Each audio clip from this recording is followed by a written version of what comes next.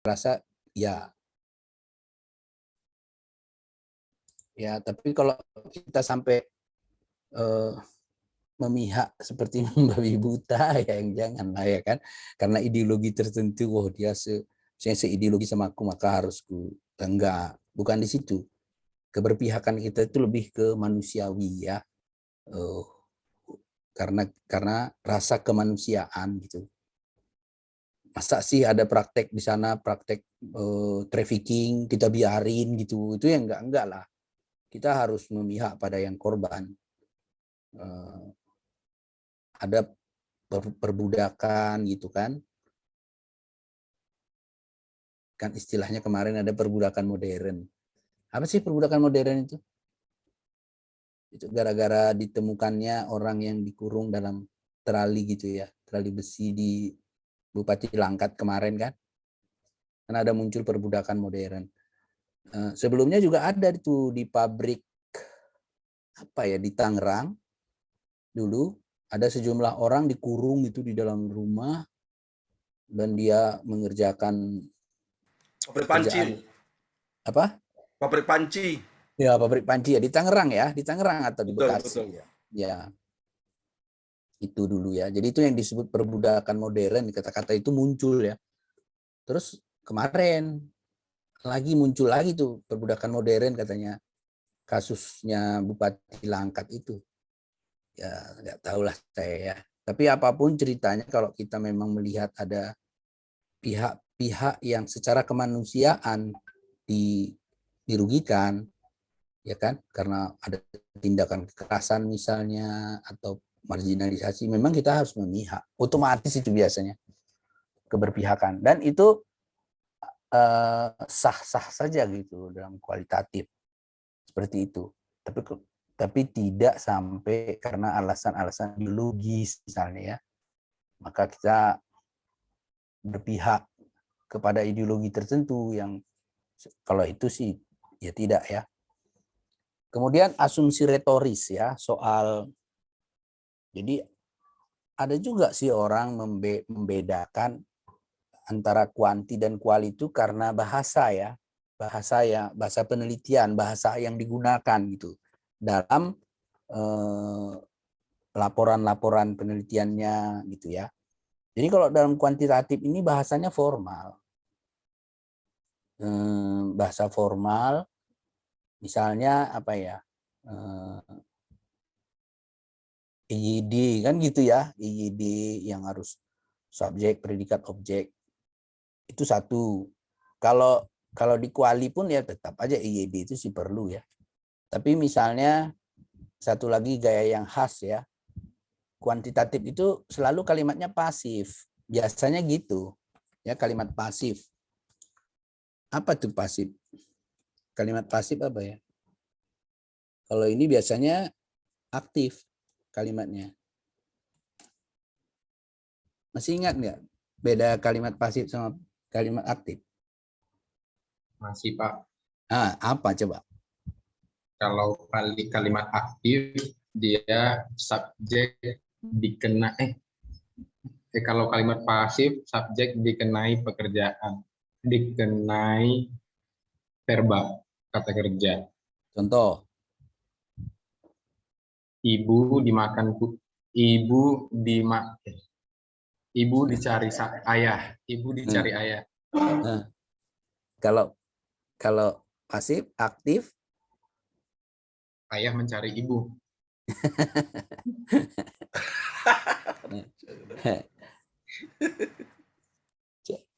Yang lain coba, ada nggak contoh lain yang lebih mudah gitu? Apa beda kalimat pasif dengan kalimat aktif? Ada dalam banyak pandangan, katanya kalau kita menggunakan kalimat pasif, maka objektivitas bisa kita tegakkan. Tapi kalau kita menggunakan kalimat pasif, nggak bisa karena kita terlibat gitu loh. Jadi subjektivitas kita itu akan masuk. Nah, makanya orang-orang kuantitatif karena dia anti subjektivitas, dia harus berusaha objektif, maka kalimat-kalimat yang dipakai pun kalimat aktif, pasif biasanya. Supaya jangan ada keterlibatan kita gitu. Maksudnya seperti itu. Apa contoh kalimat pasif? Mungkin dia Ginting ini sekali-sekali ngomong. Lama dia tak ngomong.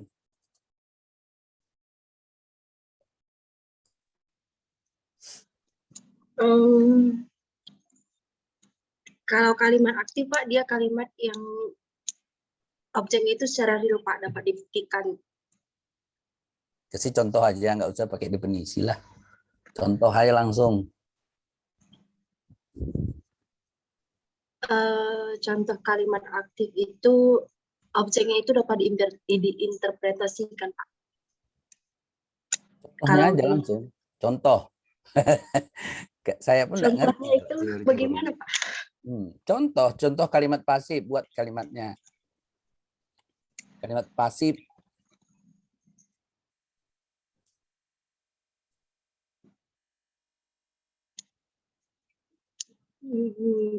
Tidak tahu, Pak. Kenapa teorinya tahu tadi definisinya? Contohnya nggak tahu, coba. Gimana?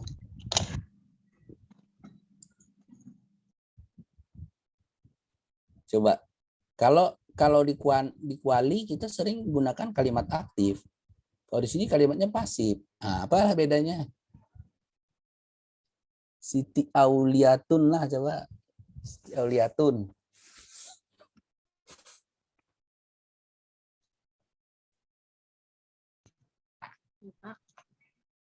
Kalimat pasif, contoh aja langsung kalimatnya. Gak usah didefinisikan lah.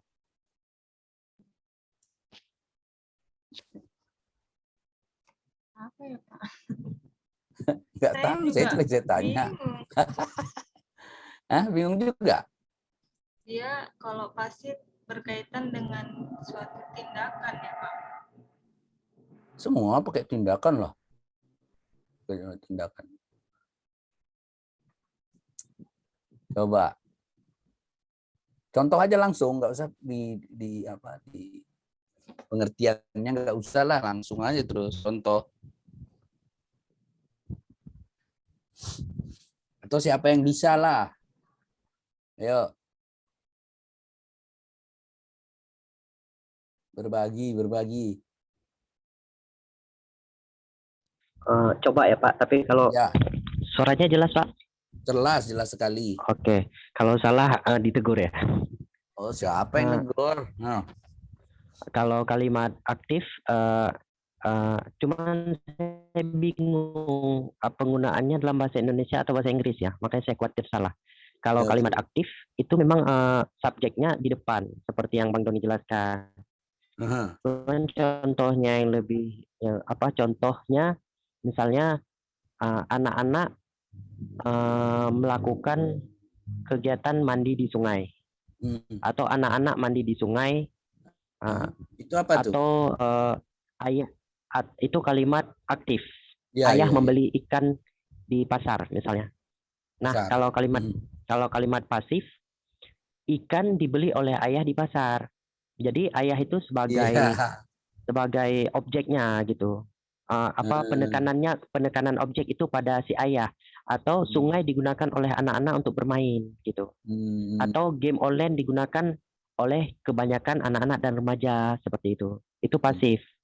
Apa seperti itu, Pak? Iya. Jadi sebetulnya dia lebih ke di predikat mainnya tuh. Predikatnya pakai di dan me, ya kan?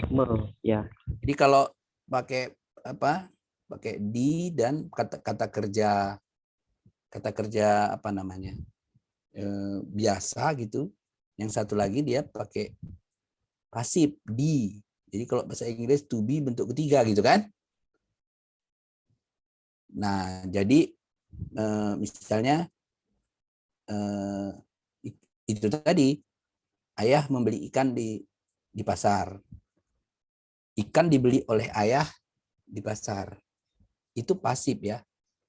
Ikan dibeli ayah. Nah, jadi dalam bahasa kuanti itu gaya apa ini tadi? Kalimat pasif inilah yang sering dimainkan.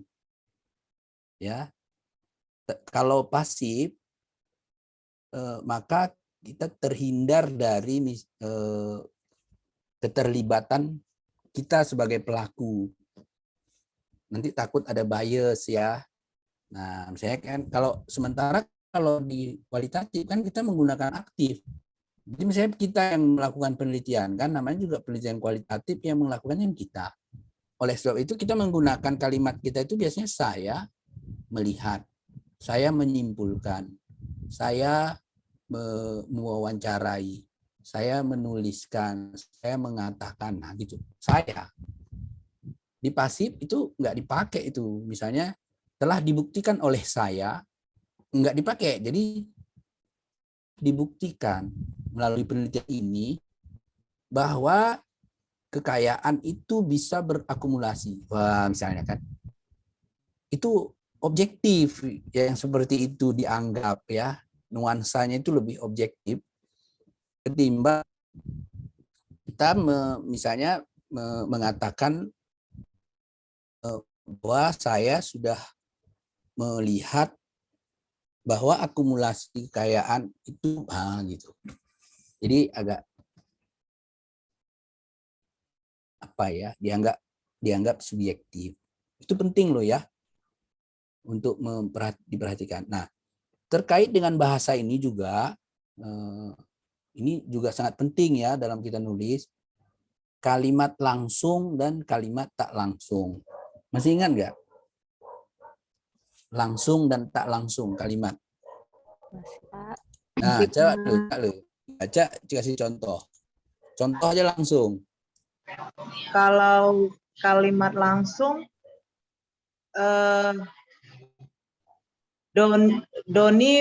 kalimat tidak langsung, Doni berkata dia sangat lelah hari ini. Itu kalimat tidak langsung. Ya. Kalau kalimat langsung, aku lelah hari ini, Ya. kata Doni. Nah, seperti itu kira-kira. Betul. Nah, jadi kalau dalam hal menulis nanti kita harus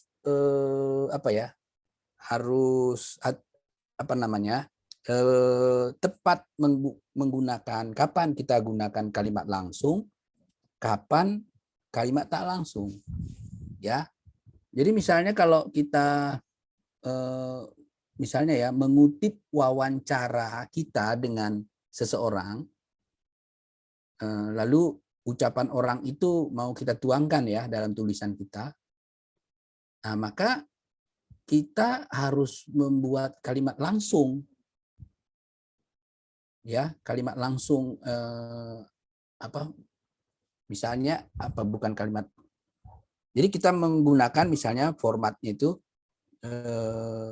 informan mengatakan (2) terus tanda petik. Apa yang dikatakan informan itu? Itu kan kalimat langsung ya, kalimat langsung. Jadi si informan itu menceritakan, kita ulangi ya kan ceritanya itu dengan kata-kata, dengan kalimat yang sama persis. Nah, seperti itu tadi misalnya. Saya lelah hari ini. Nah, jadi kalau kalimat langsungnya kita buat informan mengatakan (2) terus tanda petik saya lelah hari ini. Tanda petik tutup ya kan? Nah, itu sangat penting. Kalau kita nggak menggunakan kata petik dan tanda petik kayak gitu, ini dalam aplikasi untuk melihat apakah kita punya tulisan plagiat atau tidak ya, hasil plagiat atau tidak, itu dibaca oleh mesin itu, misalnya oleh Turnitin ya, itu dibacanya itu. Kalau kita buat tanda petik memang kalimat langsung, kita ambil misalnya dari buku, lalu kita tulis apa adanya ya, yang tertulis di buku itu pakai tanda petik, maka itu dikeluarkan dari tangkapan Turnitin bahwa ini nyontek ini gitu. Kalau kita buat tanda petiknya, itu dia mengakui itu sah. Gak apa-apa, karena itu memang diambilnya dari orang langsung. Ya tentu juga memang ada batas-batasnya itu, berapa kalimat, enggak pula satu lembar gitu diambil dari orang ya. Nah itu nggak bisa juga. Nah tapi asal ada tanda petik itu pasti dikeluarkan oleh Turnitin, itu nggak dihitungnya. Nah ada kalanya kita melakukan kalimat tak langsung. Jadi misalnya kayak informan berkata saya lelah tadi kan. Jadi kita menulisnya informan lelah, merasa lelah dengan kerjaannya, nah, gitu. Kita yang menuliskan dengan bahasa kita, menafsirkan kira-kira apa yang dimaksudkan oleh si informan, lalu kita tuangkan dengan bahasa kita sendiri. Yaitu kalimatnya kalimat tak langsung. Nah ini yang disebut dengan sekarang apa namanya? Parafrase ya, parafrase itu. Kita disuruh parafrase juga harus bisa kalau mau menulis. Nah, parafrase ini. Jadi kalau misalnya satu alinea kita baca, lalu alinea itu kita tangkap maknanya apa, lalu kita tuangkan dengan bahasa kita dengan tidak mengubah makna dari alinea orang punya itu ya, alinea yang di dalam buku orang itu yang disebut dengan parafrase. Sebetulnya dalam bahasa kita dulu waktu sekolah itu namanya kalimat tak langsung sebenarnya. Misalnya kan di sekolah guru kita ngasih tahu sama kita, besok anak-anak bawa cangkul ya, kita mau bersih-bersih sekolah. Itu kata guru di depan kelas. Sampai rumah kita bilang ke mama kita kan, Mak, kata guru besok kami bawa cangkul ke sekolah. Nah itu kalimat tak langsung. Maknanya tidak berubah, tapi susunan kalimatnya sudah kita ubah kan dengan kalimat kita sendiri. Itu kalimat tak langsung. Nah itu juga yang disebut dengan parafrase. Nah tapi kalau kita mau bilang kalimat langsung ke ibu misalnya, Mak, guru kami tadi berkata, titik 2. Anak-anak besok bawa cangkul ya ke sekolah karena kita mau bersih-bersih sekolah. Itu kalimat langsung. Nah itu sangat penting ya dalam tulisan karena itu nanti juga menyangkut soal plagiarisme. Ya. Bisa ditangkap Turnitin dan lain sebagainya. Nah, memang dalam tulisan sekarang ini kita diharapkan kemampuan lebih itu untuk parafrase ini tadi ya, kalimat tak langsung. Jadi kita bisa mengubah terutama dalam tinjauan pustaka ya. Kita bisa mengubah kalimat atau bahasa orang lain tanpa menggeser maknanya ya.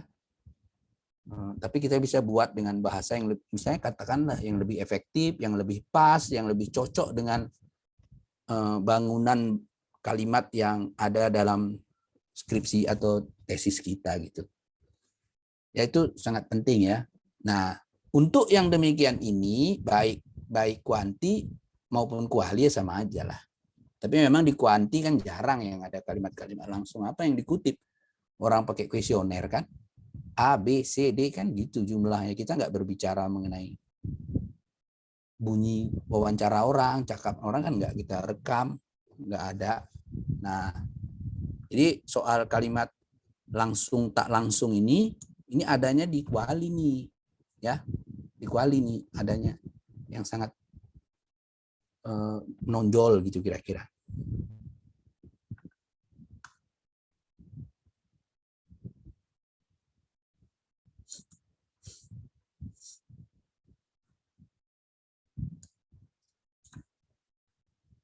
Oke.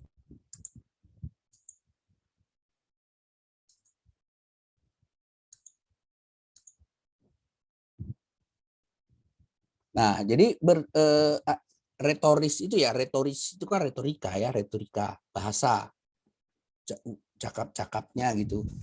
Nah, jadi kalau di kuanti misalnya kita menuliskan itu kan berdasarkan definisi keputusan, misalnya mengenai apa ya, formal lah. Kita mendefinisikan istilah-istilah yang digunakan, variabel-variabel yang kita gunakan, yang kita amati, yang kita perhatikan, itu kan harus kita definisikan gitu ya. Kita definisikan menurut ini, menurut si ini, menurut si itu, atau berdasarkan keputusan ini, keputusan itu di awal dari penelitian kita ya. Itu udah kita tetapkan dia lebih dulu gitu. Nah, kemudian kita juga misalnya memakai kata-kata kuantitatif yang sudah biasa diterima.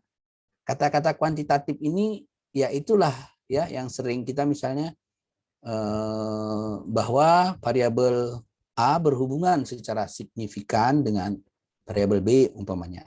Ya kan, itu yang umum. Kemudian kita mengatakan bahwa sekian persen orang yang terlibat ini, sekian persen yang ini. Nah, rata-ratanya, nah gitu ya. Kemudian median dan sebagainya itu peristilahan-peristilahan yang baku dalam kuantitatif. Ya, rata-rata pada ya seperti itu ya, rata-rata, persentase itu biasanya kita mainkan dalam kuantitatif.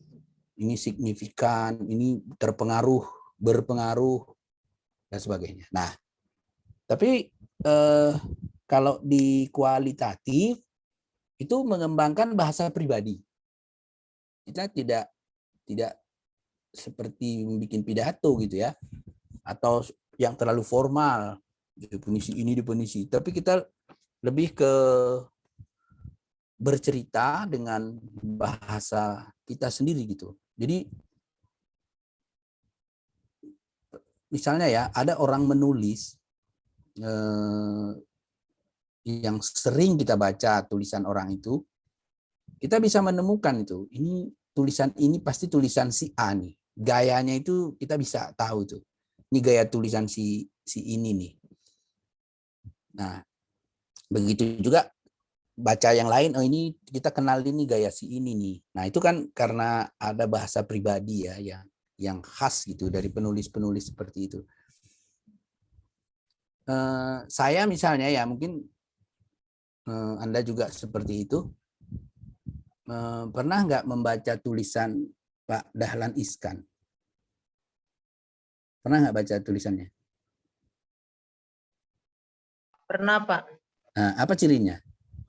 Santai, Pak. Santai, kemudian apa ya? Ringan. Kalau saya sih bacanya gitu. Ya. Santai, ringan, dan pendek-pendek kalimatnya. Iya, pendek. Ya. Tapi gigit gitu, maksudnya pilihan katanya itu betul-betul menyentuh substansi masalah. Itu dia. Jadi memang ada ya gaya penulisan pribadi gitu, kita bisa temukan itu dengan gayanya tersendiri.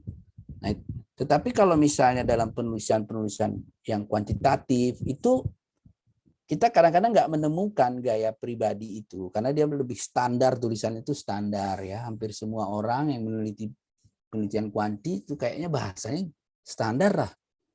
Misalnya ya itu tadi, ini ada hubungan sama ini, terus itu aja kan.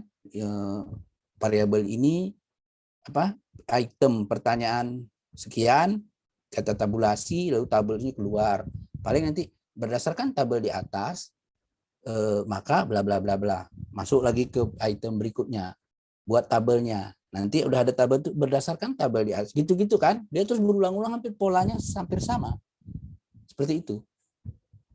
Nah, tapi kalau di kualitatif kan tidak seperti itu.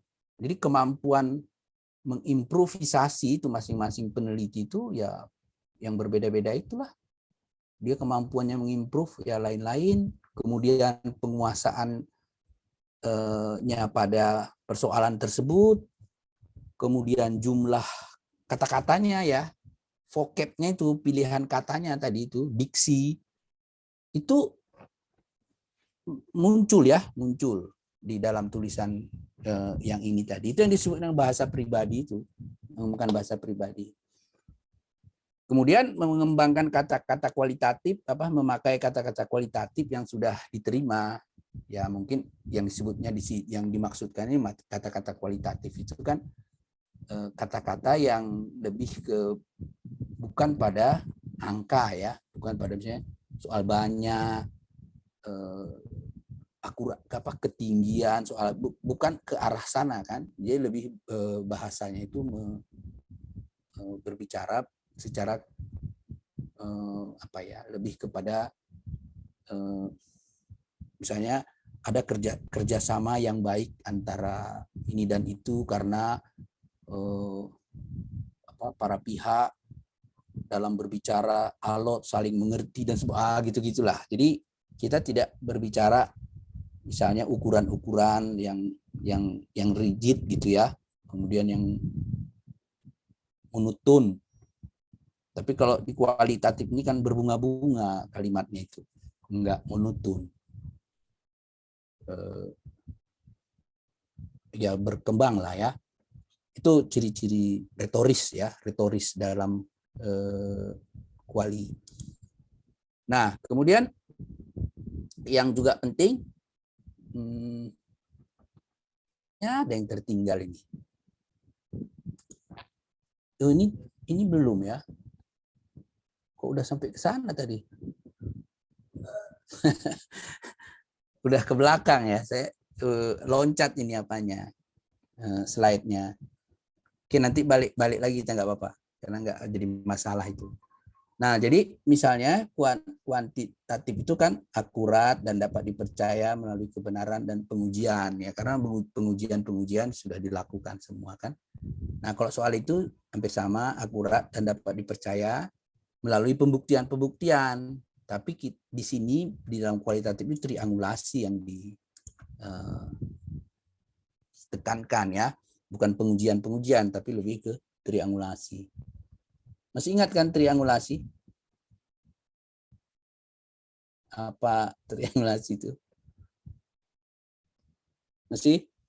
Ira mungkin Ira? Ingat nggak triangulasi? Usaha buat mengecek kebenaran data yang diperoleh peneliti, Pak. Betul. Caranya gimana? Pengecekannya melalui apa?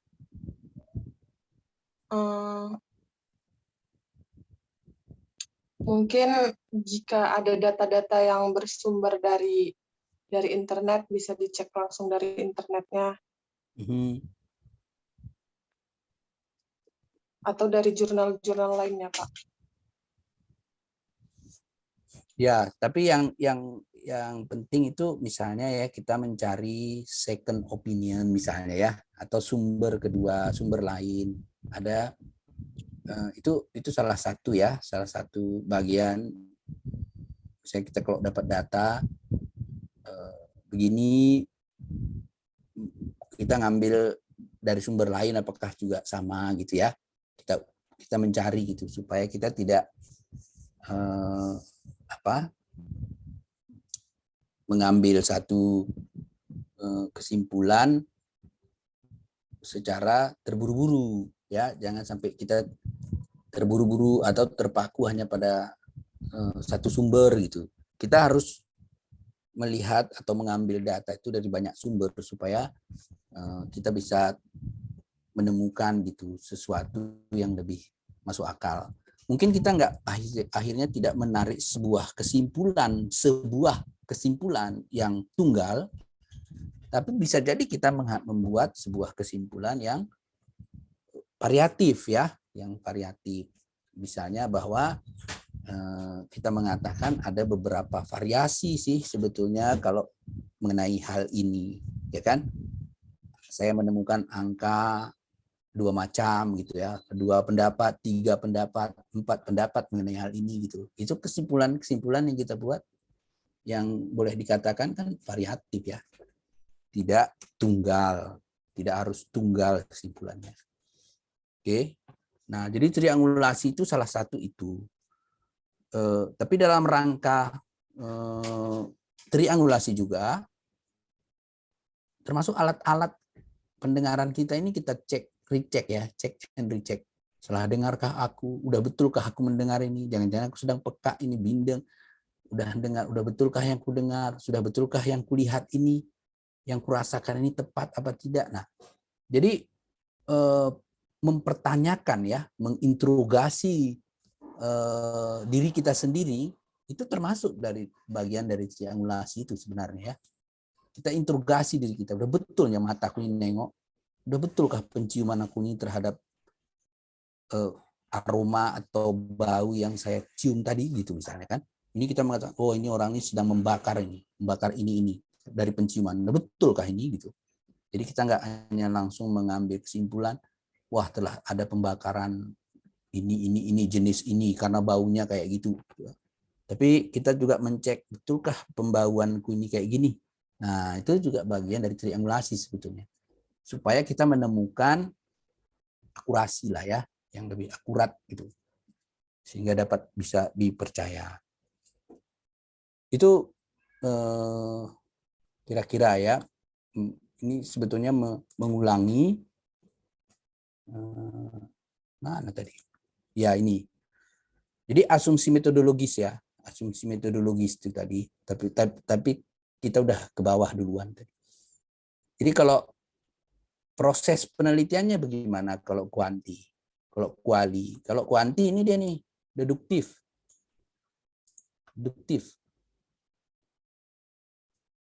Deduktif kayak mana? Masih ingat? Kak Kartiana deduktif.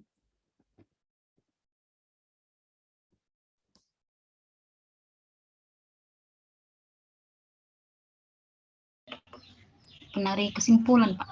Penarik kesimpulan. Deduktif ini apa? Ini kan ada proses deduktif. Kalau kuantitatif ini proses penelitian deduktif. Nah, apalah artinya? Sedangkan ini prosesnya induktif. Kalau yang ini. Ada pendapat yang lain coba? Proses deduktif dan proses induktif itu maksudnya gimana sih?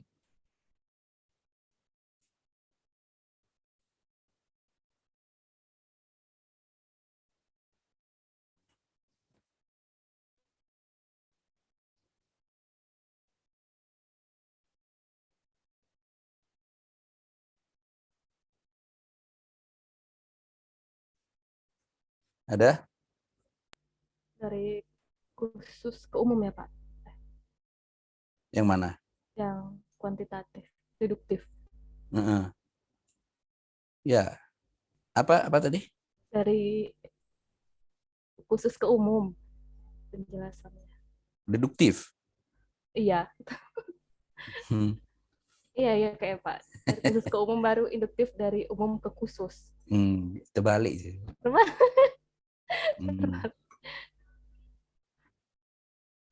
Tapi coba gimana artinya itu deduktif yang dimaksudkan itu dari umum ke khusus, khusus ke umum itu maksudnya apa? Maksudnya gimana sih? Kalau di kalimat deduktif biasanya gagasan utamanya itu di paragraf utama. Baru berikutnya itu hanya pendukung kan Pak, penjelasan pendukung. Lalu baru kalau induktif penjelasan atau ide pokok utamanya itu di belakang, di akhir. Ya kan? Kayak gitu ya Pak. Itu mungkin itu kita kalau cerita soal apa ya? Kalimat atau paragraf induktif. Paragraf itu ya kan, paragraf misalnya itu segitiga terbalik ya. Ya kalau cara menulisnya itu sih boleh-boleh aja. Tapi biasanya kalau kita bicara kalimat ya, alinea dalam menulis, itu ada istilahnya itu controlling idea dan supporting idea. Itu kalau dalam menulis tuh.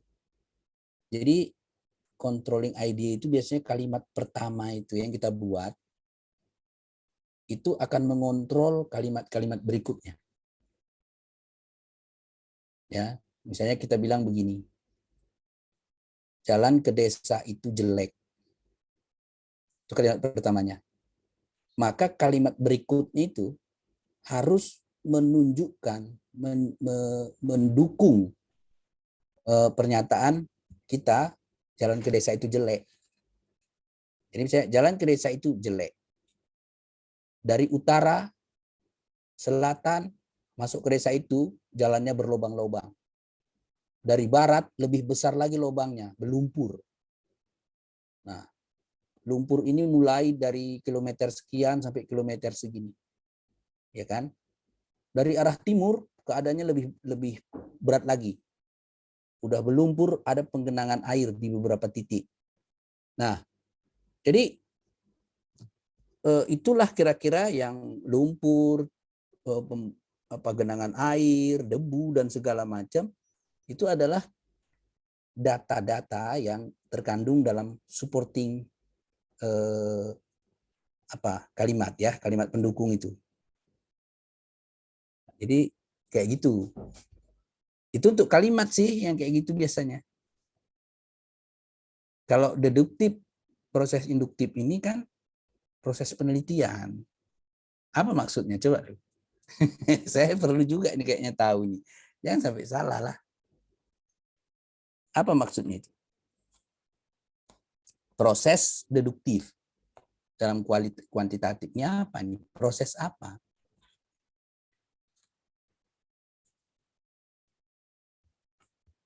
Apa maksudnya? Coba.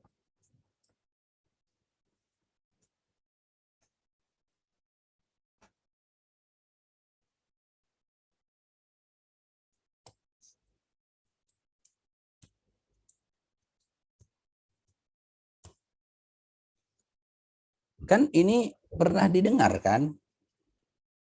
Didengar pernah kan? Pak, mau apa? Mau coba ya? Ya, silakan. Deduktif itu kayak ini enggak sih Pak? Kayak kepolisian atau detektif ketika mereka mengembangkan nalar gitu. Deduksi. Saya teringat film detektif itu. Ketika mereka tapi nggak ada hubungan sama detektif ini. Enggak, maksudnya mereka mengembangkan beberapa premis untuk mengambil sebuah kesimpulan gitu. Nah, contohnya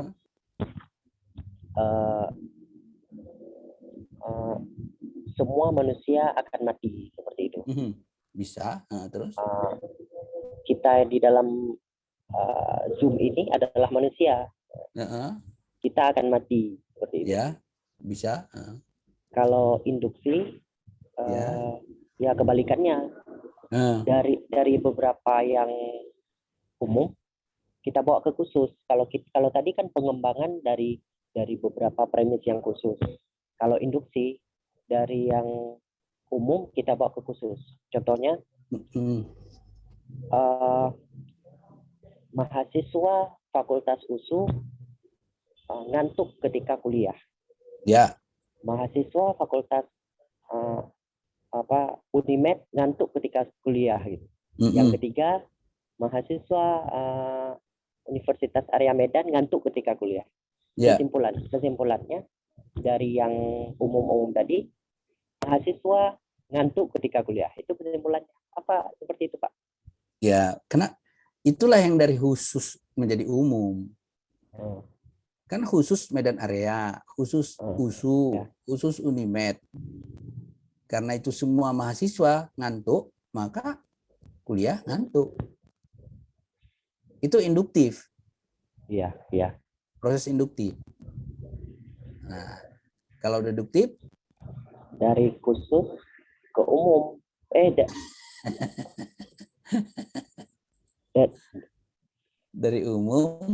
Dari umum ke khusus ya. Iya. Iya. Saya bingung juga. Ya iyalah. Ya, dari umum manusia mati. Ya. Nah, dalam kelas ini manusia, maka mati. Semua yang gitu. Nah, tapi itu kan abstrak lah ya. Tapi kira-kira operasionalisasinya seperti apa? Kalau penelitian kuantitatif itu prosesnya kan deduktif. Itu artinya apa? Kita mulai bergerak dari umum. Ya kan? Baru khusus ke lapangan. Dari makro ke mikro. Ya kan? Tapi harus Yang tahu teori dulu gitu, Pak. ya, teori dulu, karena teori itulah yang umum. Jadi kita berteori dulu, maka itulah sebetulnya dalam penelitian kuantitatif. Proposal menjadi sangat penting. Proposal itu mendesain awal kita itu kayak mana ya, teori-teori udah kita kuasai, kemudian kita turunkan hipotesa, ya kan? Dari hipotesa itu kita turunkan lagi variabel-variabel, kemudian dari variabel-variabel itulah kita bangun pertanyaan-pertanyaan yang akan kita tuangkan dalam kuesioner. Nah, itu yang nanti kita bawa ke responden di lapangan. Iya kan? Di lapangan pertanyaan-pertanyaan itu untuk apa? Untuk menguji hipotesis kita. Mengkonfirmasi apakah hipotesis terkonfirmasi atau diterima atau ditolak. Kan gitu tujuan pertanyaan-pertanyaan itu yang kita buat. Untuk mencek, untuk memverifikasi betulkah hipotesis yang kita bangun berdasarkan teori X tadi. Gitu. Jadi kita pergi ke lapangan, memang itu tujuan kita menguji hipotesis yang kita buat. Pak, saya ada pertanyaan. Ya.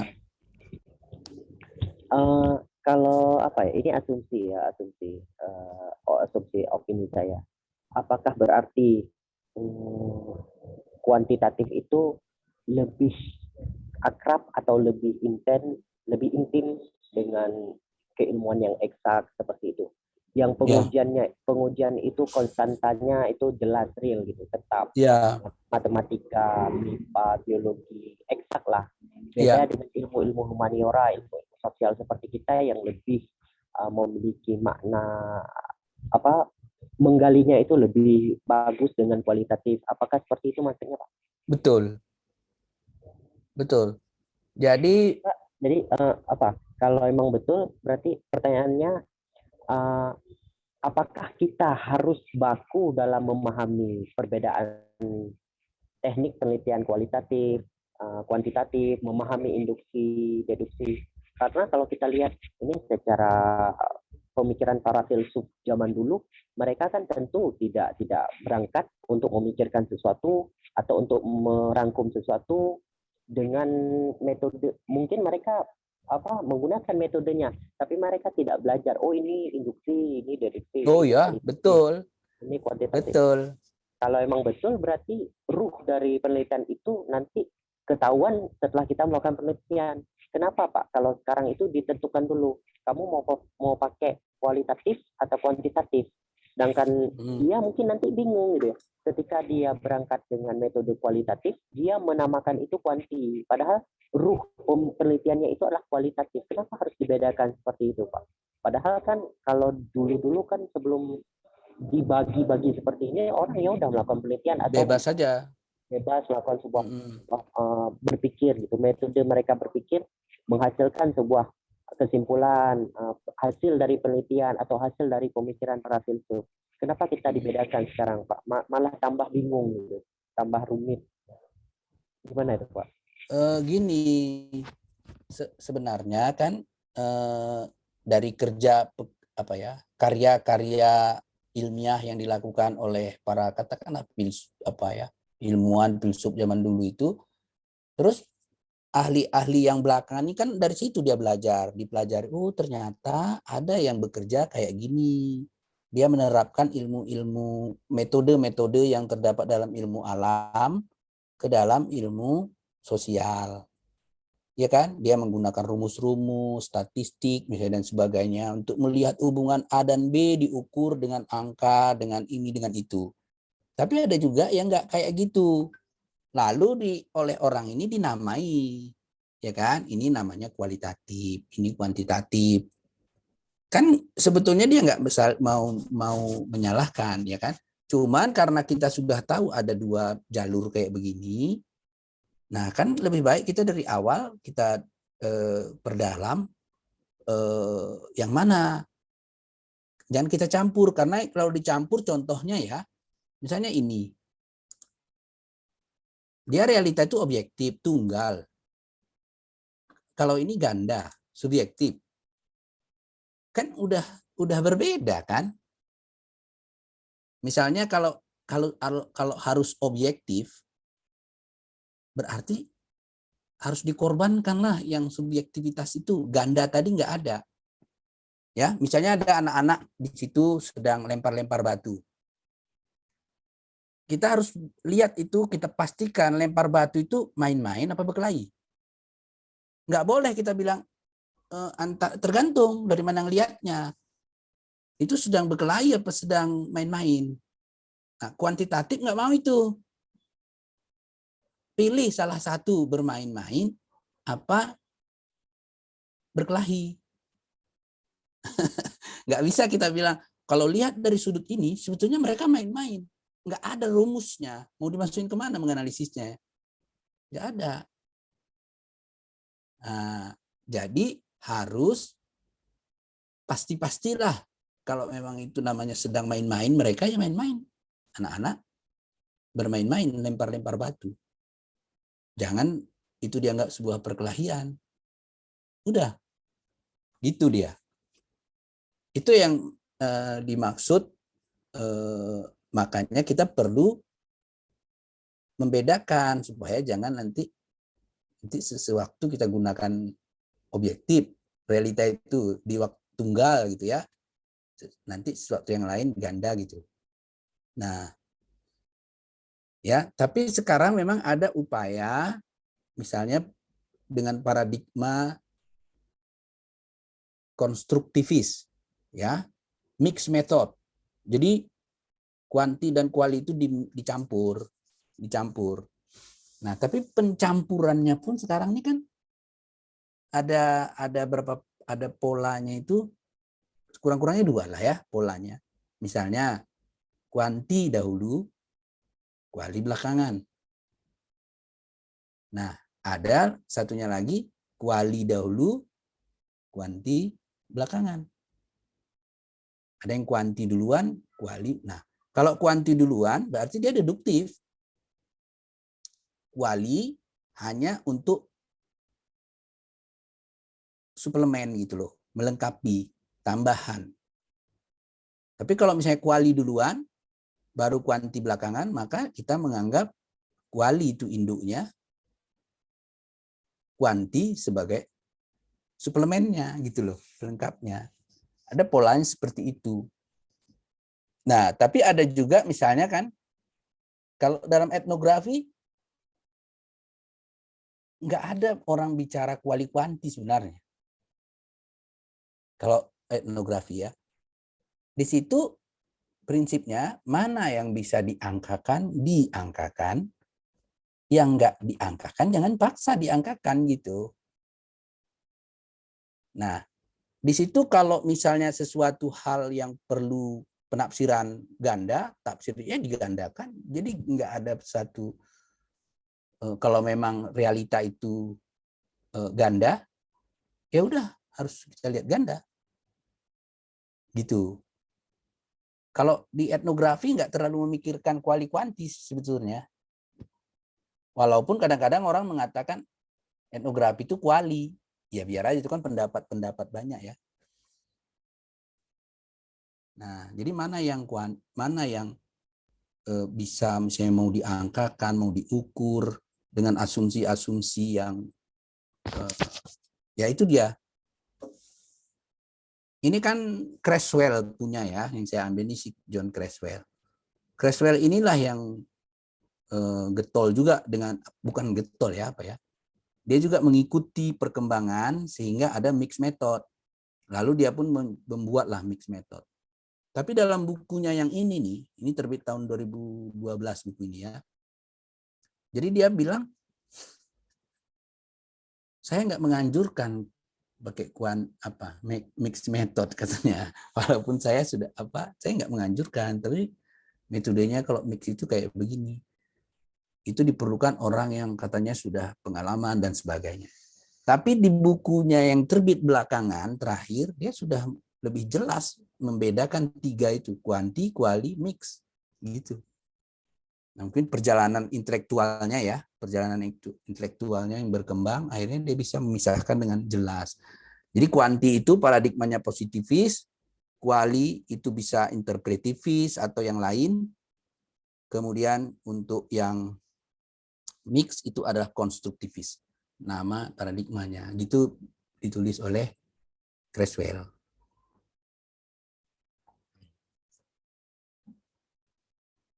Jadi gitu. Jalan gimana? Bingung, Kira-kira. Pak. Bingung. Masya Allah. Macam mana bingung? Ya, yang lain ya, coba mungkin bisa bantu. Lebih bingung dari belajar integral diferensial. Apa lebih bingung, Pak? Kenapa Karena ya? Dulu sempat pernah belajar juga ya. Mungkin masih S1 juga belajar antara kualitatif, kuantitatif ya sama juga bingungnya. Tapi sekarang mungkin karena lebih confidence gitu kan, kita pengennya nulis skripsi tesis bukan hanya sekedar kayak nulis skripsi lagi gitu. Jadi kayak merasa beban tanggung jawab untuk nulis ini bukan lagi kepada esensi isi daripada tesis yang kepikiran sekarang, Pak. Proses menulis itu, proses menulisnya rumit. Bingung, Saya Pak. rasa itu jangan terjadi. Tinggalkan itu kerumitan. Mulai saja berkata, sekarang mau bilang apa? Apa yang mau dibilang? Misalnya, kayak saya bilang tadi kan, jalan ke desa itu jelek. Bilang aja. Yang penting buktikan. Gimana cara membuktikan bahwa memang betul jalan ke desa itu jelek? Buktikan aja. Jadi nggak usah terlalu dipikirkan, oh ini kuali apa kuanti gitu kan. Nggak perlu dipikirkan itunya kalau di dalam hal-hal yang kayak begitu kan. Nah, cuman kalau nanti kita misalnya memilih kuanti, maka kita pertama teori harus kita pegang. Apa teori yang kita pegang? Terus dari teori itu kita harus membuat hipotesis. Apa hipotesis kita terhadap sesuatu persoalan? Harus. Nah, hipotesis itu kan isinya adalah membicarakan hubungan antara 2 atau lebih variabel. Itu tuh. Apakah hubungannya sebab akibat? Apakah hubungannya nanti fungsional mungkin? Atau mungkin hubungannya itu apa? Probabilitas, ya kan? Kalau ini begini, maka dia akan begini. Makin kencang ini akan nurun. Nah, kan mungkin gitu ininya hubungan. Itu tergantung hipotesis kita itu.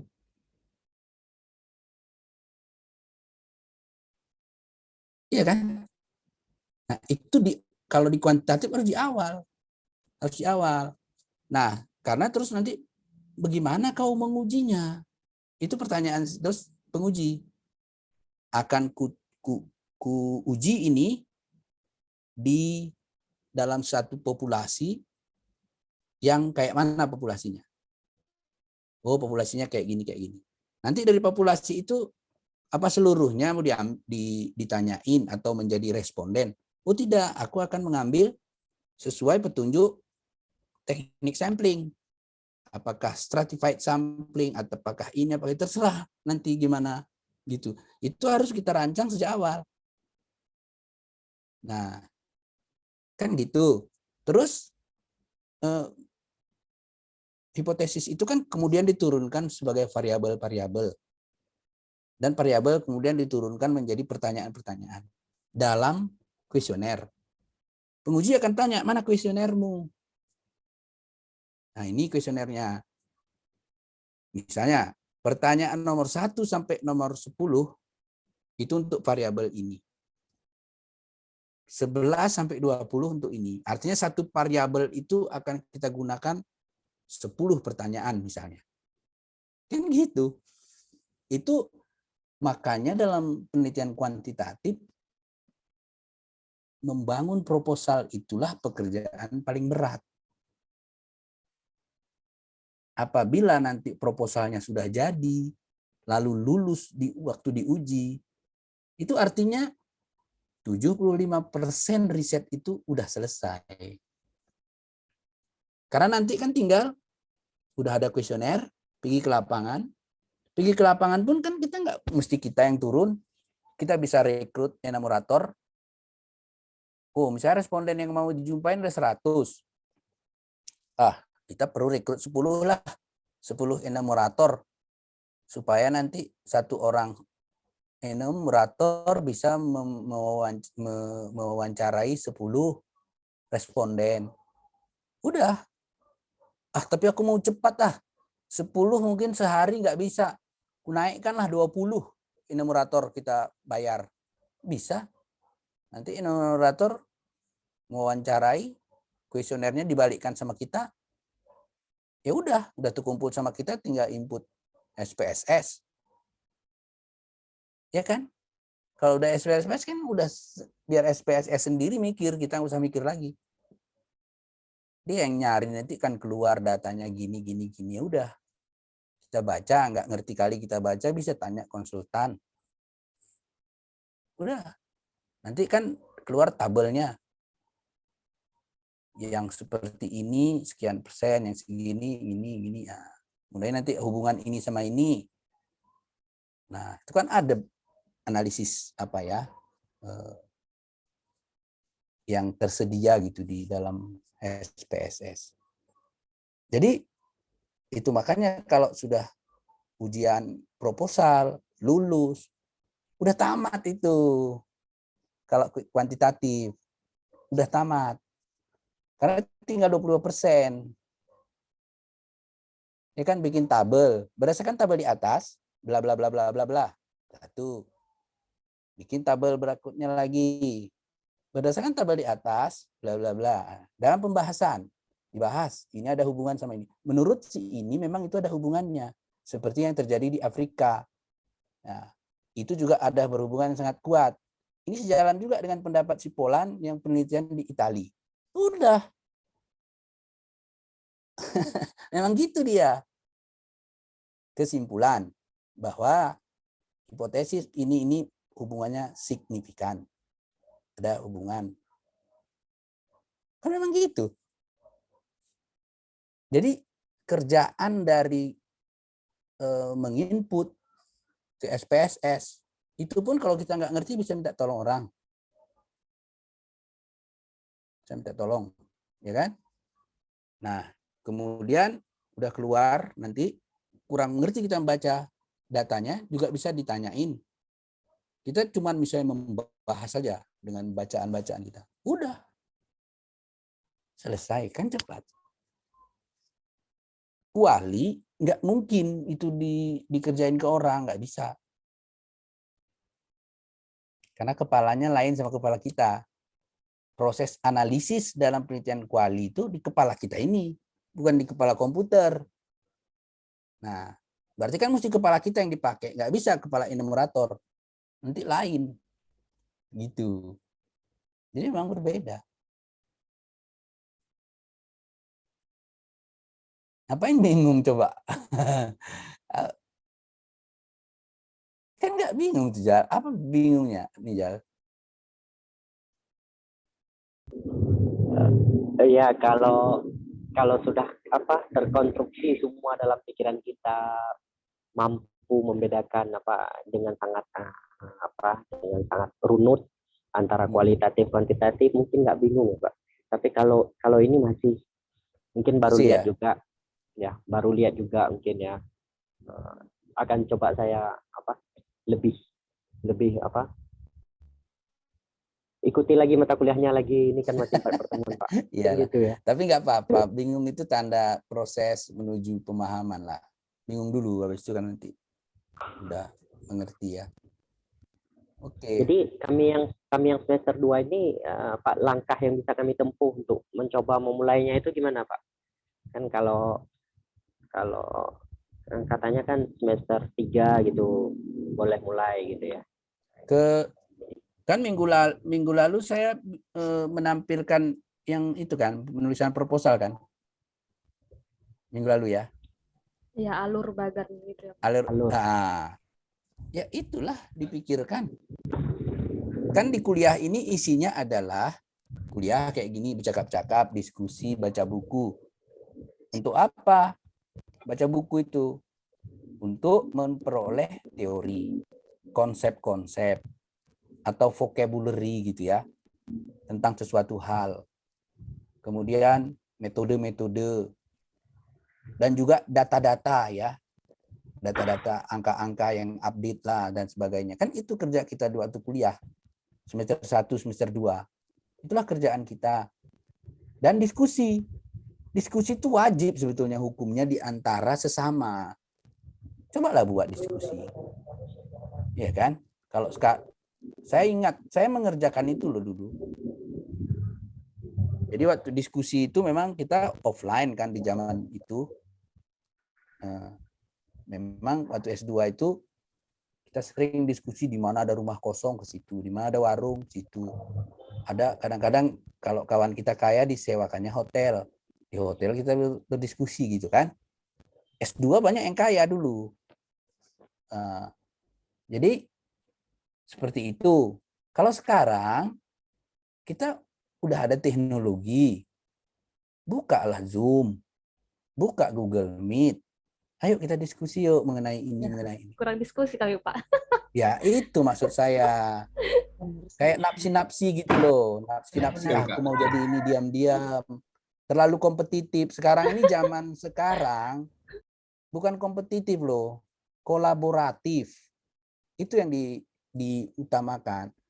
Karena asumsinya semua orang udah hebat kok sekarang. Udah jago semua. Jadi tinggal bagaimana mensinergikan kekuatan-kekuatan itu sehingga bisa menghasilkan yang terbaik. Iya kan? Sekarang ini masa zaman kolaborasi. Kalau dulu kan gini, andaikan orang saya orbitkan, saya akan rugi, orang itu untung. Sekarang kan tidak. Saya bisa pansos kok dengan mengorbitkan Sri Lestari, saya juga ikut naik. Coba lihat proses yang ada di YouTube, coba lihat. Iya Pak, betul itu. Jadi nggak ada lagi sekarang napsi-napsi aku mau menang sendiri, nggak bisa. Memang kita harus bersama-sama, makanya diskusi sangat penting. Dan ada sekarang ininya, jembatannya, Google Meet, Zoom, dan lain-lain, saya nggak tahu lagi gitu. Udah enak lah. Apa susahnya? Mau kita gelar malam hari bisa, gelar siang hari bisa, tergantung kesepakatan. Mau 300 orang pesertanya bisa, dan itu apa? Kita cukup 3-4 orang kan bisa. Ya, perlu penggagasnya nih Pak, orangnya nih Pak. Ya mulailah. Nggak bisa sendiri gitu loh, diam-diam, ku paham, nggak bisa lah. Terlalu lama proses pahamnya kalau sendiri, terlalu lama. Apa tunggu saya tahun 92 lo dapat ini. Aprijal 92 di mana? Belum lahir. Jadi saya belajar ini tahun 92. Jadi kan lama kali baru saya mencapai dapat itu, karena memang prosesnya itu kayak gitu zaman itu. Kalau mau diskusi offline, ya nggak terlalu apa ya. Kalau sekarang kan enak, kayak diskusi lah, nggak bisa tidak. Ceritakan aku mau neliti ini, gimana menurut kau? Menurutku ini aku mau kukaji, gimana menurutku? Saling mengisi, saling berbagi. Enggak kan terus kita, jadi ada dulu ya dalam antropologi terapan, ada namanya J.M. Foster. Dia punya salah satu asumsi, hipotesis lah ya, kenapa orang desa itu di negara-negara berkembang miskin terus. Dia keluarkanlah sebuah hipotesisnya ya kan, dengan riset di mana-mana yang dia sebut dengan image of limited good. Nah, jadi ada di kepala sebagian besar rakyat desa, kata dia, di negara-negara berkembang, bahwa goods ini, barang-barang ini, kesejahteraan itu terbatas. Jadi kalau udah diambil sama Aprijal nanti, maka Sri Lestari kehilangan, kekurangan. Jadi dia merasa sumber daya, pengetahuan itu semua terbatas, asumsinya. Jadi supaya si Aprijal jangan maju, banyak kali diambilnya, maka Sri menjegal si Aprijal. Terjatuh, jadi banyak diambilnya. Itu. Nah sekarang nggak ada gitu. Sumber daya untuk ini kayaknya udah tak terbatas gitulah. Disrupsi hari ini, disrupsi. Jadi udah nggak sama dengan cara dulu. Sesungguhnya ya.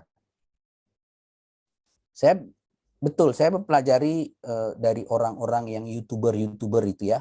Saya sangat mengikuti itu karena dengan digital sekarang ini, netnografi gitu ya, kan kita banyak melihat fenomena itu bukan lagi dari offline tapi online. Jadi akhirnya kan YouTube kita baca, Instagram, media sosial dan sebagainya itu kan kita ikuti semua jadinya kan, dan macam-macam. Banyak sekali kita dapat pengetahuan ya. Misalnya saya ngeliatin tuh orang-orang YouTuber itu, makin dia, misalnya gini, ada orang terkenal, lalu keterkenalan orang itu diterkenalkannya melalui akun dia, ya kan? Jadi akhirnya akun dia itu dibuka oleh orang banyak gara-gara orang terkenal yang saya masukkan dalam akun itu. Akhirnya kan akun saya dikunjungi orang banyak gara-gara ada orang terkenal saya masukkan. Si terkenal ini menjadi terkenal juga, saya pun ikut terkenal. Lama-lama dikenal orang. Gitu kan? Coba lihat kalau nggak percaya, perhatikan. Nah itu yang ciri abad ini, abad revolusi 4.0 ini. Itu cirinya memang kolaboratif. Jadi kalau kita nggak mau berkolaborasi, memang jalan. Kami pun itu, kami merasa, kami juga yang tidak berkolaborasi itu ya, ini sekarang sedang belajar kita. Misalnya kalau kita untuk mau menembus, misalnya ya, kayak jurnal-jurnal yang bertaraf Q1 gitu, Q1, seorang ini nggak bisa. Harus beramai-ramai. Maka menulis pun sekarang orang kan coba lihat ya, jurnal-jurnal itu, bisa 6 orang satu jurnal nulisnya. Satu artikel, penulisnya 6. Kalau dulu kan gagah kita sendiri, penulis satu tunggal gitu. Jadi lama-kelamaan juga orang jurnal-jurnal itu, reviewer atau redaktur, kalau cuma sendiri renungannya nggak tajam gitu, nggak kuat. Suruhnya rame-rame. Coba tuh. Jadi kan udah berubah kan zamannya. Inilah disrupsi. Jadi saya rasa diskusi aja, mainkan, hidupkan. Hidupkan itu. Kalau nggak bisa. Kita terus tenggelam itu. Seperti biasa-biasa aja. Jadi kalau terus diskusi sebenarnya proses tamat pun lebih cepat. Saya ada bimbing ini mahasiswa ini. Enggak, entah macam mana pun. Lama kali. Nanti kadang-kadang udah sekian lama, udah mau bayar SP lagi, baru teringat dia, jumpainya, gitu kan, kirim. Ya saya pun lupa udah, baca lagi dari nol. Udah dibayarnya SPP, ulang lagi dia. Aturan kan intensif ya, bisa. Itu saya bilang tadi, kita bisa bangun, nggak bisa offline ya online. Kan udah bisa, kan tinggal ngatur nih. Nggak ada Zoom, pakai Google Meet. Google Meet gratis kan? Nggak bayar kan?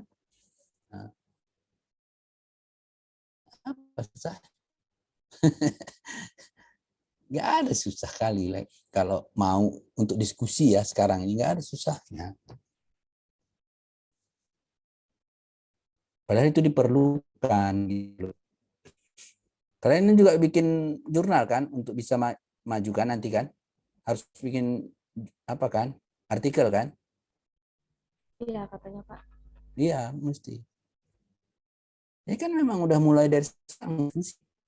Bacaan-bacaan harus diarahkan terus kemana? Mau riset tentang apa? Fokusnya itu di mana? Gitu. Udah mulai dari sekarang tuh. Jadi nanti di kuliah-kuliah berikutnya siapapun yang masuk, dosen manapun, bertanyalah gitu loh. Ini gimana gitu. Iya kan? Tentang topik yang kita rancang tadi. Dari sekarang udah. Nah, bacaan jangan lupa. Terus kita tambah diskusi. Itu pasti cepat tamat, dosennya pun senang. Ya kan? Jadi sama-sama enak. Mahasiswa cepat tamat, nggak bayar SPP lagi. Terus nanti kerjanya lebih cepat, enak, ya naik pangkat cepat, kan seru. Sama-sama, si dosennya pun senang. Kami pun terus terang ya kalau membimbing, terus yang kita bimbing itu nggak nambah pengetahuan bagi pembimbing. Nggak ada informasi apa-apa nambah. Itu nggak enak juga loh. Alah, kalau cuma kayak gini udah pernah, nggak ada nggak nambah gitu. Pembimbingnya capek juga. Pembimbing itu juga harus dapat sesuatu lah dari bimbingannya yang baru, tantangan baru gitu. Kalau enggak ya, alah kalau ini tiap hari gini dari dulu gitu. Enggak enak juga.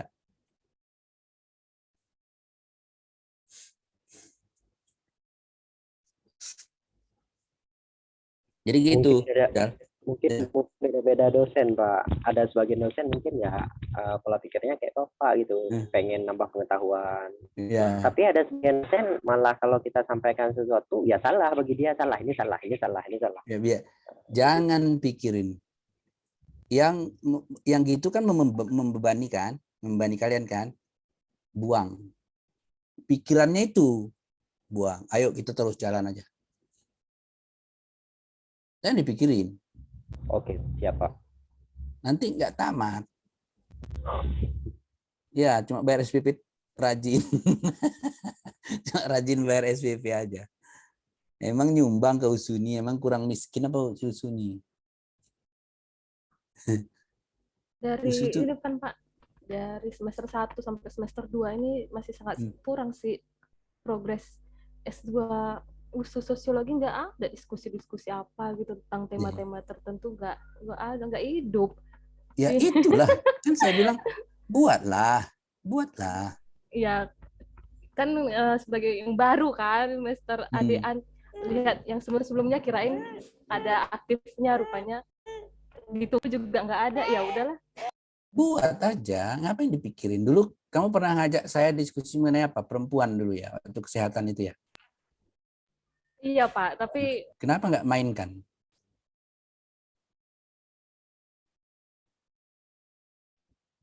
Sibuk sama anak tuh. Kalau buat event itu emang harus betul kan? Kenapa? Itu kan buat event harus kerjasama juga, nggak bisa sendiri kemarin tuh. Terus sudah diajak, ayolah, tapi nggak ada gerakan, ya udahlah. Ya memang gitu. Jadi dimulai aja terus. Misalnya siapa Rijal mau gitu kan? Ayo Jal kita main hari apa yang kita bahas? Oh tentang rencana skripsiku, tesisku. Oke, kita saling sharing ya dalam hal yang kayak gini. Nanti kan ada waktu diskusi kayak ini ragu aku kayak mana ya. Nah besok masuk misalnya Pak Rija Buana. Untuk di metodenya tanya gini kan ada masukan. Kadang-kadang kan naik juga kan disuruh tanya gimana, nggak ada pertanyaan, nggak ada persoalan, nggak ada. Ya jadi ini kayak di masjid aja, ini kayak di gereja, nggak ada perlawanan. Jadi si dosen pun slow aja lah, orang nggak ada perlawanan. Kasih gula diterima, kasih garam, nggak siapa, nggak ada respon apa-apa. Nah, jadi si dosen pun nggak tertantang. Tapi buat bergelombang ini di mahasiswanya kan begini-gini, wah itu dosen kan jiper juga dia kalau blank. Haruslah kita ingin juga sih ada yang dari mahasiswa itu baru gitu kan, kita membimbingnya semangat. Tapi kalau tidak, capek. Ya, terakhir kadang-kadang strategi mahasiswa ini gini, alah lama-lama diluluskan dosen ini. Ya, memang iya, karena kita suntuk udah lupa kan, ya udah lama kali kok SPP, tolong Pak, sini cereng gitu. Memang iya. Kalau memang hanya mencari lulus ijazah memang, ya udah nggak usah belajar pun nggak apa-apa, lulus asal datang aja bayar SPP tetap udah lulus kok. Itu fakta loh, fakta-faktanya saya bilang. Bayar SPP, absensi tetap ada, udah kan? Nilai tinggi-tinggi, A, B plus A gitu. IP berapa? 4,8, 3,8, 3,9. Awak pun nggak pernah mencapai itu dulu selama kuliah. Tapi mahasiswa S2 sekarang dapat. Kalau memang cuma itu ya, kalau hanya gelar-gelar itu, lulus dengan nilai-nilai itu dapat kok, serajin aja udah selesai. Nah, tapi kan kita maksudnya harusnya jangan kan, ada dinamika kan, ada pertambahan gitu. Makanya diskusi tadi gitu kan, kuliah itu isinya diskusi, baca buku, baca jurnal, diskusi lagi, baca buku, baca jurnal. Kalau bisa dengan nggak membaca, misalnya jurnal tidak dapat, kita rebuskan, airnya kita minum gitu kan, terus pandi gitu. Oh itu kan enak kali kita rasa itu. Nggak bisa pakai teori itu, metode rebus. Jadi memang harus kayak gitu.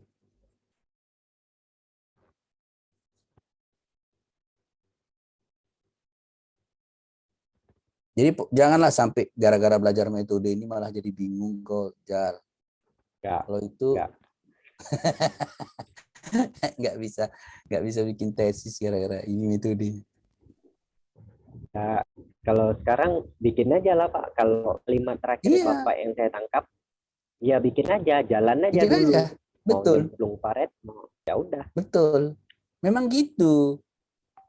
Lakukan saja. Ini kan membantu sih sebetulnya cara berpikir. Ini jangan dikira sebuah hukum ya. Kalau nggak kena gini, salah ini masuk kena sanksi. Enggak. Ini kan memudahkan kita berpikir. Dan untuk menunjukkan kalau misalnya ya, aku pilih jalur kuali, maka bahasa-bahasa yang kugunakan tuh nanti kayak gini nih. Orangnya, reviewernya pasti yang kayak gini, gitu-gitu. Karena memang beda dia. Kalau kuantitatif nanti kayak gini. Udah pasti gitu. Misalnya kalau di kuanti itu kan bahasanya kalau pengaruh variabel ini terhadap variabel ini seberapa besar. Nah, adakah variabel ini berpengaruh lebih kuat dibanding variabel ini terhadap ini? Kan gitu-gitu pertanyaannya kan? Nah, apakah itu yang mau kita cari atau apa?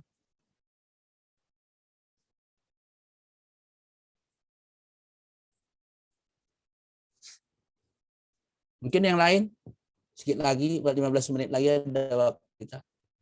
Silakan. Bang, boleh bertanya? Lanjut. Tadi saya terpikir apa yang Abang sampaikan di awal tadi, walaupun suara mudah-mudahan saya tidak keliru menangkap karena sinyalnya juga nggak stabil. Seorang peneliti dia juga ketika melihat sebuah fenomena atau apa yang dia teliti itu, dia boleh membela gitu. Itu tadi yang saya tangkap. Iya, iya. Misalnya soal kemanusiaan, dia boleh juga dengan membela objek yang dia teliti seperti itu.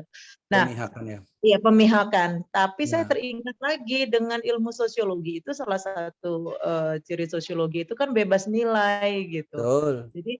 Jadi bagaimana kita mendudukkan diri kita meneliti untuk tetap bebas nilai, tapi juga kita memihak gitu terhadap apa yang kita teliti. Ini artinya bebas nilai itu ternyata kalau menurut saya kalau itu tidak ada penelitian yang bebas nilai seperti itu. Tetap harus ada pemihakan si peneliti terhadap apa yang dia teliti, walau hanya dia dan pikirannya seperti itu. Ini gimana juga nanti hubungannya dengan objektivitas hasil dari penelitiannya. Mungkin seperti itu gimana ya, Bang? Jadi kan cerita sosiologi objektif itu karena yang menulis bukunya itu dia paradigma positivis. Pasti gitu. Tapi kalau si sosiolognya ini katakanlah yang interpretivis dia. Nggak mungkin dia bilang objektif itu sosiologi itu. Jadi definisi bahwa sosiologi objektif dalam pengertian positivis itu mungkin dulu ya, cerita Auguste Comte, Emile Durkheim ya, kayak gitu sih. Nah, tapi ketika dia masuk ke apa ya, ke dunia kualitatif, masuk interpretivis dan yang lain-lain ya, fenomenologi dan sebagainya, mana bisa dia kok mencapai positif. Misalnya lah ini, kita lihat Bourdieu misalnya, Pierre Bourdieu. Iya kan?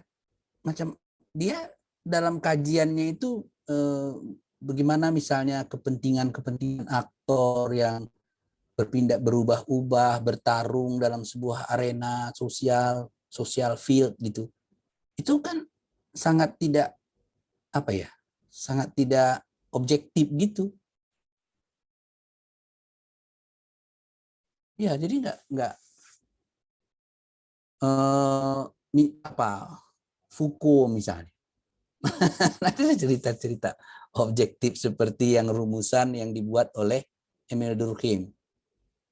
Nah, nggak sama-sama sosiolog dia. Nah, jadi itu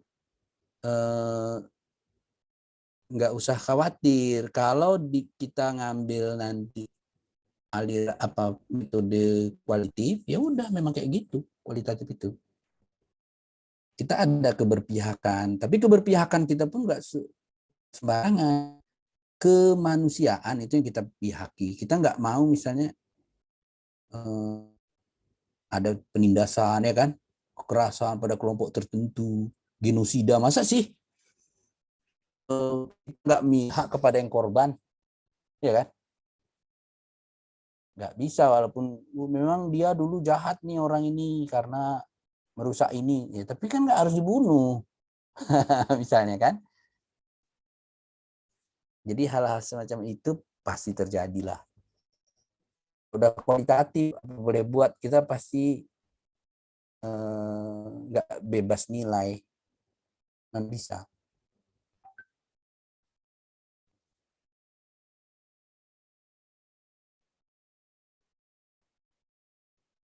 Kadang-kadang kita juga dipengaruhi oleh nilai-nilai kita sendiri, misalnya nilai keagamaan, nilai apa, nilai itu gitu kan, main juga, ya kan?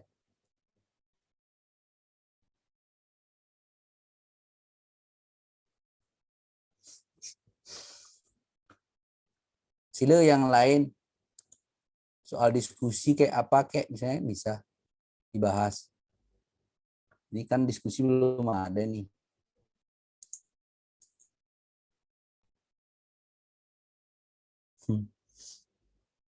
Jadi Bang, izin potong lagi Bang. Jadi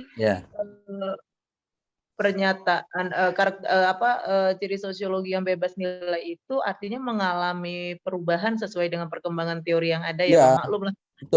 Udah lama kali nggak kaji teori kan dari dari S1 ke S2 jarak 21 tahun. Jadi Iya, mungkin iya.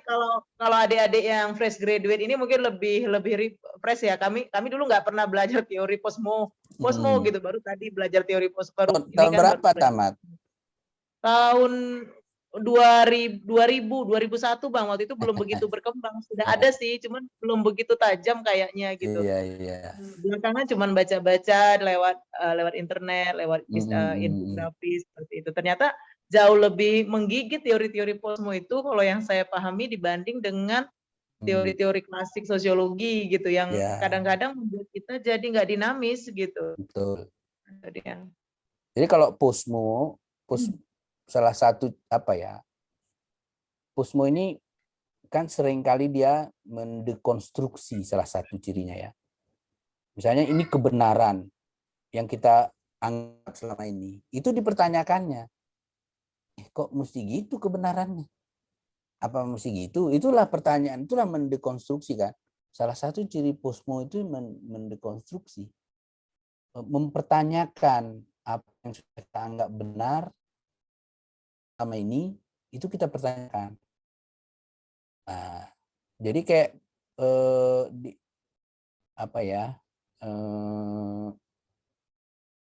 metode-metode yang sudah lebih dulu kita kenal, misalnya kayak representasi, ya kan?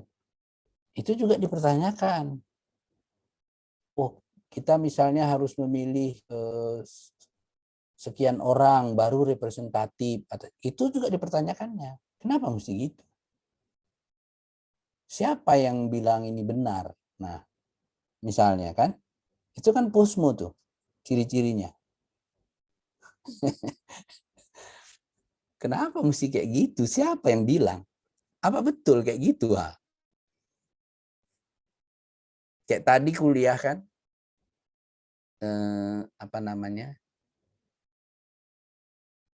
agama dan orang beragama itu bisa nggak dipisahin? Nah, oh bisa. Nah, kalau sudah bisa, berarti agama dan orang yang beragama itu berbeda, ya kan? Berarti orang ini bisa memanfaatkan agamanya untuk ini, untuk ini, untuk ini. Tapi kalau kita nggak bisa pisahkan, maka misalnya agamanya dengan orang. Kita lihat ya, kayak dulu itu gitu tuh, struktural fungsional. Menyatu dia. Jadi agama itulah yang membuat kita pernah nggak, saya nggak pernah masuk teori struktural di sini ya, struktural fungsional di kelas ya. Nah, misalnya gini ya, contoh ayah. Ayah itu orang apa peranan? Coba. Peranan, ya kan? Jadi artinya misalnya si ayah ini namanya si X. Lalu si X meninggal. Hilangkah ayah? tidak, jika ada sosok yang menggantikan peran ayah tadi. Kalau enggak? Kalau enggak, maka peran ayah itu akan hilang gitu. Enggak mungkin. Udah banyak orang-orang meninggal, ayah tetap aja ada. Oh gitu ya. Iyalah. Jadi gini, siapa ayah itu tetap ada. Individu yang datang mengisinya. Oh. Jadi kalau si individu itu pergi, ya pergilah. Ayah tetap ada. Nah itu makanya misalnya kan seorang pada saat yang sama dia sebagai ayah, pada saat yang sama bisa sebagai anak, bisa sebagai suami di saat yang sama. Ya kan?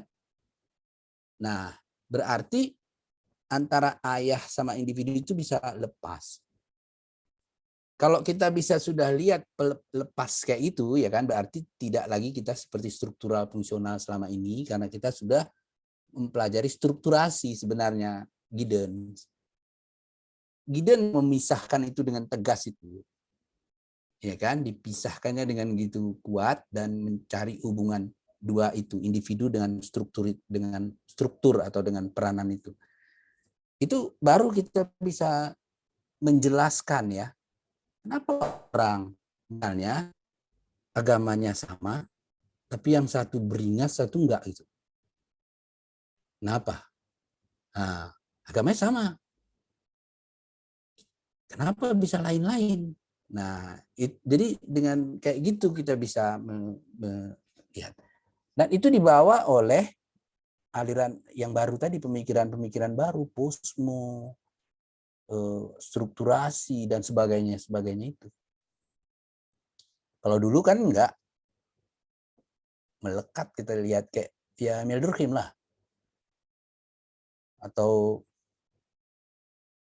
Comte ya kan.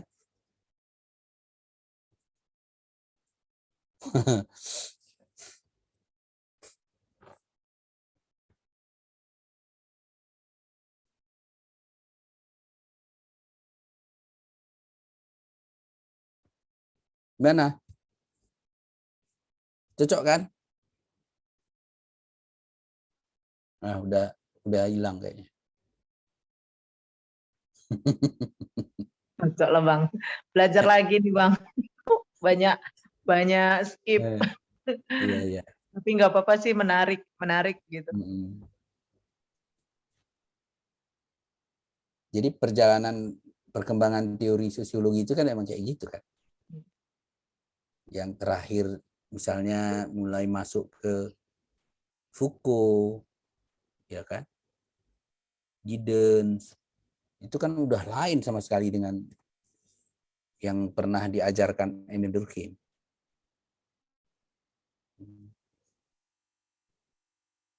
Memang ada hubungannya sih, masih ada di sana sini pengaruhnya, tapi enggak seluruhnya lagi sama kan. Misalnya tentang sosial, fakta sosial, kan udah beda itu.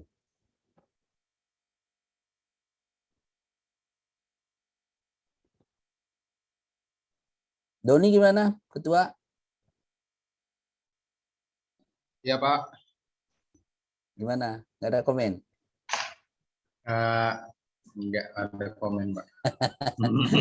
Padahal komting, diskusi komting. Sempat sebenarnya kita buat kayak gitu kemarin Kak Sri, cuman itulah makin lama makin ini kan, makin karena banyak kesibukan juga, mungkin kawan-kawan yang lain ada yang ngurus anak, ada yang mana, jadi enggak diskusi lagi. Waktu itu sempat Pak, sekali seminggu. Berapa lama? Berapa kali? Ada 1 semester itu Pak. Iya. Oh iya, bagus lah kalau gitu. Jadi kemarin itu kita intensif juga diskusi Bang. Kita buat beberapa kali ya Don. Iya. Dari teknik apa ya, diskusi-diskusi tentang penajaman tesis lah seperti itu. Udah beberapa kali dibuat gitu. Bahkan ada grupnya. Kalau bisa diskusi-diskusi gitu juga menghasilkan tulisan gitu. Nanti kirimkan ke jurnal yang mana-mana, kayak yang ya nggak usah jurnal-jurnal yang level internasional apa gitu. Jadi siapa yang mendiskusikan itu, misalnya 4 orang kan, udah tuliskanlah hasilnya menjadi sebuah jurnal, menjadi sebuah artikel, kirim ke jurnal gitu.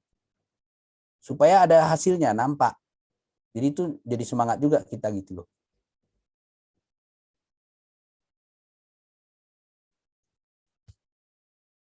Main karena lagi ada kesempatan. Kalau udah habis kuliah ini mana ada lagi belajar. Iya betul Pak. Ini kan mumpung lagi kuliah. Mainkan aja. Udah terlanjur. Ya kan? Kalau enggak memang sayang, berlalu dia lewat. Ya kalau soal sibuk ya enggak jadi alasan. Siapa sih yang enggak sibuk? Kan semua kita sibuk. Saya pun kan enggak cuma ngajarnya. Sibuknya semua kita. Ya kan? Tapi itulah kita sisihkan waktunya nih. Harus bisa nih untuk ini. Diskusi harus gitu. Memang dipaksakan lah. Iya Pak. Oke lah kalau gitu ya. sampai di sini jumpa kita.